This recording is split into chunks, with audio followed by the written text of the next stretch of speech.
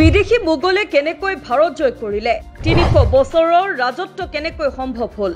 বাবৰৰ ষড়যন্ত্ৰ আকবৰৰ কৌশলে সলালে ভাৰতৰ ইতিহাস তাজমহলৰ আঁৰৰ ৰক্তাক্ত ইতিহাস জানেনে এটা সাম্ৰাজ্যৰ উত্থান আৰু পতনৰ হৃদয় বিদাৰক ইতিহাস দিল্লীৰ সিংহাসনৰ বাবে তেজৰ নৈ কোনে বোৱালে মোগল অবিহনে ভাৰতৰ ইতিহাস অসম্পূৰ্ণ কিন্তু প্ৰশ্নটো হ'ল ৩০০ বছৰ এটা বিদেশী বংশই কেনেকৈ ৰাজপুত আৰু মাৰাঠাৰ দৰে শক্তিশালী শক্তিক পৰাভূত কৰি ভাৰতত শাসন চলাইছিল তেওঁলোকৰ হাতত এনে কি শক্তি আছিল আহক আজি উন্মোচন কৰোঁ সেই ৰক্তাক্ত আৰু গৌৰৱময় ইতিহাসৰ প্ৰতিটো পৃষ্ঠা এই কাহিনীৰ আৰম্ভণি হৈছিল বাবৰৰ পৰা তেওঁৰ হিৰাত বৈ আছিল দুই দুধৰ্ষ বিজয়ী তৈমুৰ আৰু চেংগিজ খানৰ ৰক্ত নিজৰে আত্মীয়ৰ ষড়যন্ত্ৰত ৰাজ্য হেৰুৱাই তেওঁ কাবুলত আশ্ৰয় লৈছিল কিন্তু তেওঁৰ চকু আছিল ভাৰতৰ ওপৰত যাক তেতিয়া সোণৰ চৰাই বুলি কোৱা হৈছিল সেই সময়ত দিল্লীৰ সিংহাসনত আছিল ইব্ৰাহিম লোডি এজন অহংকাৰী শাসক তেওঁৰে আত্মীয়ই তেওঁক ক্ষমতাৰ পৰা আঁতৰাবলৈ বাবৰক ভাৰতলৈ নিমন্ত্ৰণ জনালে বাবৰৰ বাবে এয়া আছিল এক সোণালী সুযোগ ১৫২৫ চনত মাত্ৰ ১২,০০০ সৈনিক লৈ তেওঁ সিন্ধু নদী পাৰ হৈ ভাৰতত প্ৰৱেশ কৰিছিল পানীপথৰ প্ৰথম যুদ্ধই এক নতুন যুগৰ আৰম্ভণি কৰে এফালে ইব্ৰাহিম লোডিৰ ১ লাখী বিশাল সেনা আনফালে বাবৰৰ মুষ্টিমেয় ১২,০০০ সৈনিক কিন্তু বাবৰৰ হাতত আছিল এক ব্ৰহ্মাস্ত্ৰ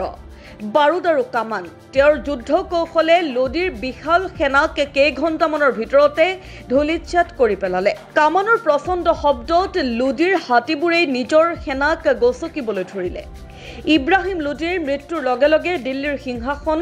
বাবৰৰ হাতলৈ আহিল আৰু ভাৰতত মোগল সাম্ৰাজ্যৰ ভেটি স্থাপন হ'ল ভাগ্যৰ নিষ্ঠুৰ পৰিহাস ভুগিলে হুমায়ুনে বাবৰৰ পিছত সিংহাসনত বহিল তেওঁৰ পুত্ৰ হুমায়ুন কিন্তু সিংহাসন আছিল কণ্টকময় নিজৰে ভাতৃৰ ষড়যন্ত্ৰ আৰু শ্বেৰশ্বাহ চুৰিৰ হাতত পৰাস্ত হৈ তেওঁ ভাৰতৰ পৰা পলাই যাবলৈ বাধ্য হ'ল ১৫ বছৰৰ নিৰ্বাচনৰ পিছত তেওঁ পুনৰ দিল্লী দখল কৰিলে কিন্তু ভাগ্যৰ কি নিষ্ঠুৰ পৰিহাস তাৰ পিছৰ বছৰেই চিৰিৰ পৰা পৰি তেওঁৰ মৃত্যু হয় এজন প্ৰবল পৰাক্ৰমী সম্ৰাটৰ জন্ম হ'ল মাত্ৰ ১৩ বছৰ বয়সত সিংহাসনত বহিল এজন কিশোৰ যি এদিন আকবৰ দ্য গ্ৰেট নামেৰে জনাজাত হ'ল তেওঁৰ অভিভাৱক বৈৰাম খানৰ নেতৃত্বত পানীপথৰ দ্বিতীয় যুদ্ধত হেমুক পৰাস্ত কৰি তেওঁ মোগল সাম্ৰাজ্য পুনৰ প্ৰতিষ্ঠা কৰিলে আকবৰে কেৱল যুদ্ধৰেই নহয় বুদ্ধিৰেও সাম্ৰাজ্য বিস্তাৰ কৰিছিল তেওঁৰ ধৰ্মীয় সহনশীলতা আছিল এক দুৰ্দান্ত ৰাজনৈতিক কৌশল চিত্তুৰৰ ৰক্তাক্ত অধ্যায়ৰ পিছত তেওঁ সমগ্ৰ হিন্দুস্তান জয় কৰাৰ পথ মুকলি কৰে জাহাংগীৰ আৰু শ্বাহজাহানৰ ভাৰতৰ ইতিহাসত লিখিছিল সোণালী যুগ এয়া আছিল মোগল সাম্ৰাজ্যৰ সোণালী যুগ কলা আৰু বিলাসিতাৰ চৰম শিখৰ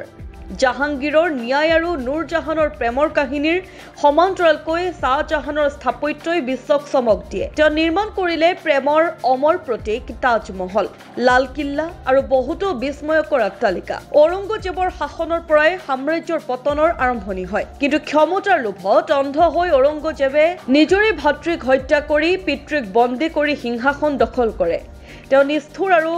ধৰ্মান্ধ নীতিয়ে মোগল সাম্ৰাজ্যৰ ভেটিত ঘূণে ধৰালে তেওঁৰ শাসনকালত মাৰাঠা আৰু ৰাজপুতসকলৰ বিদ্ৰোহে সাম্ৰাজ্যক দুৰ্বল কৰি পেলায় এই বিশাল সাম্ৰাজ্যৰ অৱনতি কেনেকৈ ঘটিল ঔৰংগজেবৰ মৃত্যুৰ পিছত মোগল সাম্ৰাজ্যক ক্ৰমাৎ ভাঙি পৰে অযোগ্য উত্তৰাধিকাৰীসকলৰ দিনত ইংৰাজসকলে নিজৰ শক্তি বৃদ্ধি কৰে অৱশেষত ১৮৫৭ চনৰ বিদ্ৰোহৰ পিছত শেষ মোগল সম্ৰাট বাহাদুৰ শ্বাহ জাফৰক নিৰ্বাচন দিয়া হ'ল ৰেংগুনলৈ আৰু তাতে তেওঁৰ মৃত্যুৰ লগে লগে ভাৰতত মোগল সূৰ্য চিৰদিনৰ বাবে অস্ত গ'ল এয়া আছিল মোগলৰ উত্থান আৰু পতনৰ ৰোমাঞ্চকৰ কাহিনী এই কাহিনী আপোনাক কি শিকাইছে কমেণ্ট কৰি আমাক জনাওক